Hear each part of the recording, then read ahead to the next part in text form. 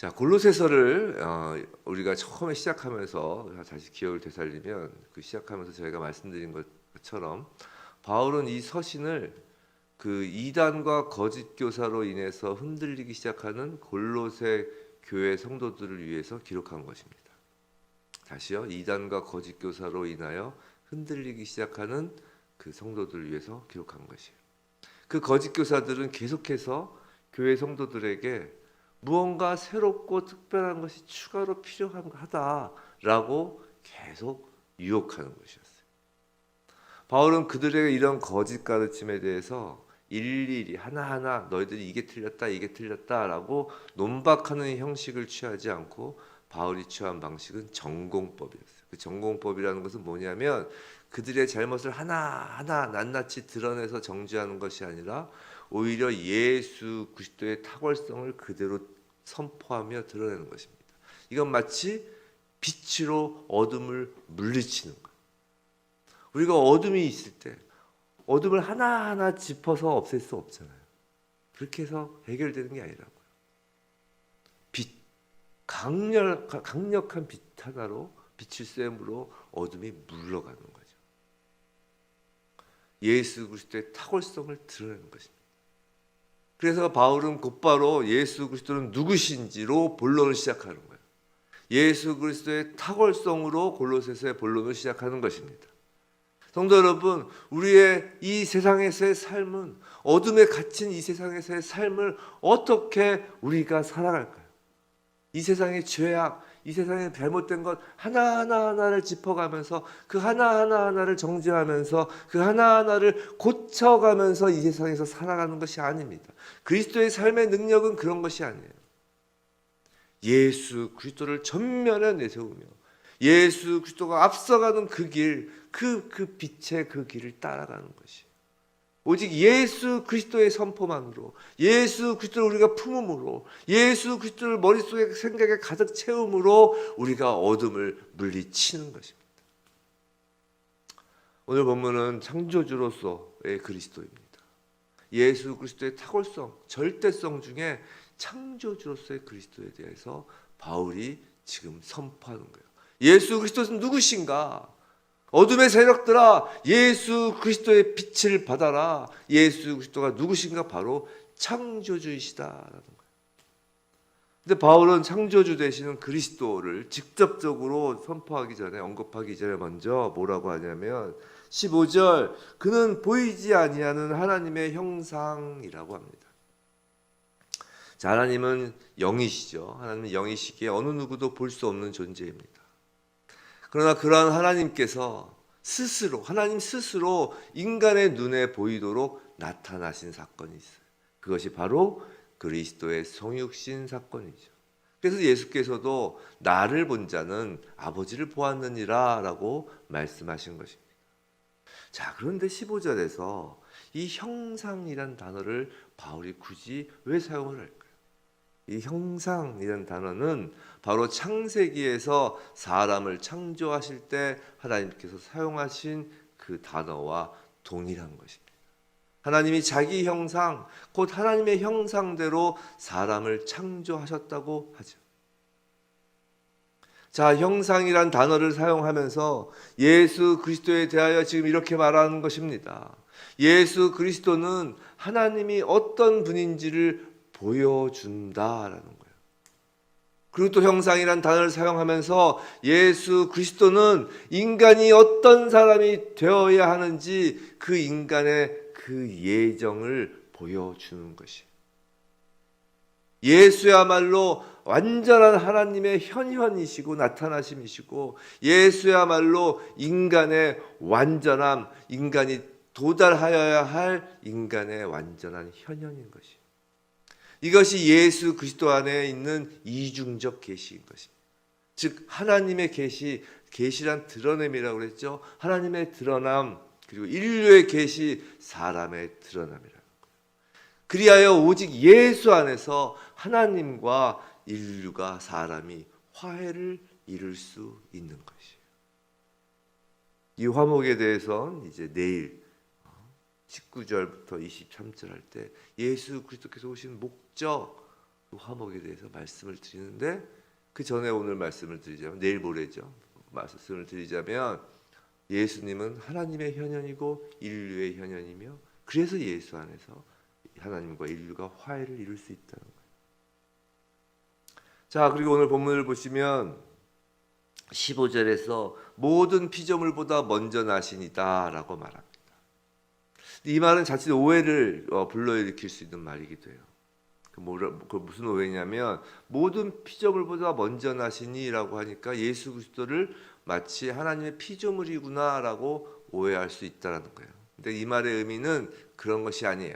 이 말의 의미는 피조물 중에서 시간적으로 먼저 만들어졌다는 의미가 아니라 두 가지 의미가 있는데, 하나는 모든 피조물과는 오히려 구별되는 존재라는 뜻입니다. 가만히 보시면 그게 맞아요. 모든 피조물보다 먼저잖아요. 그러니까 모든 피조물과 다른 존재라는 거예요. 이 모든 피조물, 모든 중 하나가 아니라 모든과 구별되어 모든보다 먼저 계신 분입니다. 우리가 요한복음 1장 1절에서 기억해 보시면 태초에 말씀이 계시니라 라고 그때 할 때 그 태초는 창조가 아니라 창조 이전의 의미를 갖는 태초입니다. 그 말씀과 일맥상통하는 거예요. 즉 예수 그리스도는 창조 이전이고, 예수 그리스도는 모든 피조물, 그렇기에 모든 피조물과 구별된다는 것이, 구별된다는 건 창조 이전에 계신 분, 즉 창조주이시라는 뜻입니다. 또 먼저 나신의 두 번째 의미는 초태생, 첫 열매라는 히브리어에 해당하는 헬라어입니다. 이 먼저 나신이라는 단어는. 자, 초태생, 첫 열매에 해당하는 히브리어, 헬라어라고 해요. 자, 무엇이 연상됩니까? 이것은 하나님께 바쳐지기에 합당한 것을 나타내는 단어인 거예요. 우리가 첫 열매를 하나님께 드리잖아요. 첫 것을 드립니다. 예수 그리스도는 다름 아닌 하나님께 바쳐지기 위해 모든 피조물과 구별된 첫 열매라는 거예요. 놀랍지 않습니까? 예수 그리스도는 모든 피조물보다 먼저 계신 창조주이면서도 예수 그리스도는 모든 피조물과 구별된 하나님께 드려지기 위하여 구별된 것이기라는 거예요. 죄에 빠진 모든 피조물을 구원하시기 위해 하나님께 바쳐지기에 합당한 희생양이 바로 예수 그리스도 아닙니까?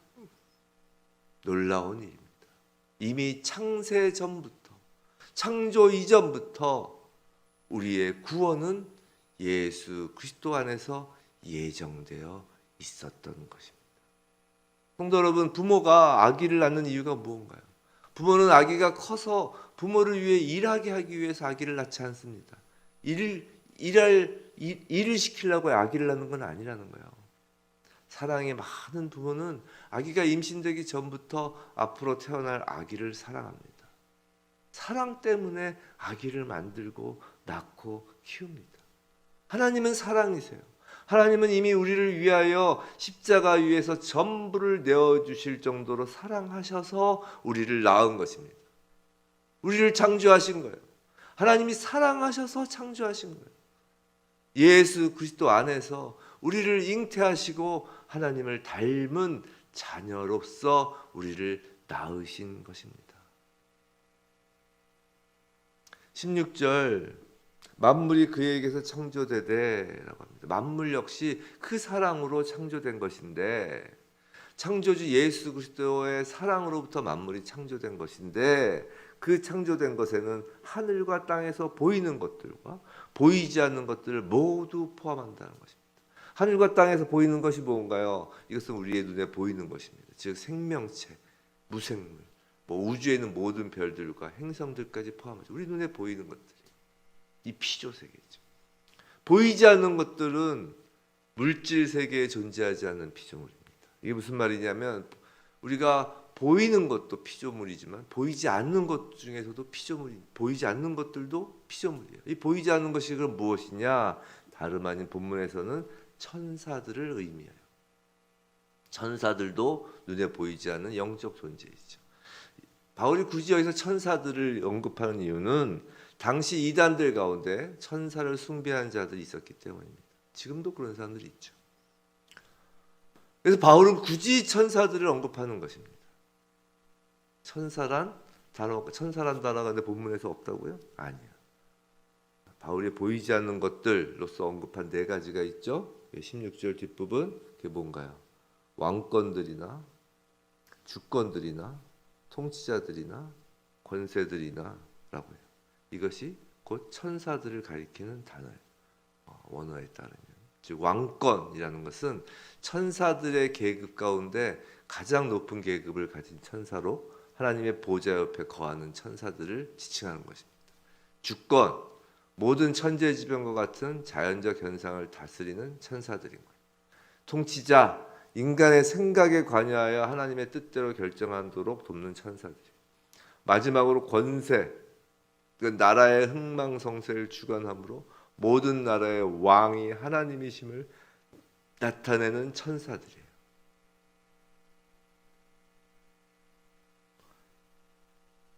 바울의 이 천사의 기능을 나타내는 이 네 가지 이름을 이렇게 굳이 나열한 것은 아무리 뛰어난 능력을 지닌 천사라 할지라도 이 천사는 그리스도에 의해서 창조된 것이고 그리스도를 위하여 또 창조된 피조물에 불과하다.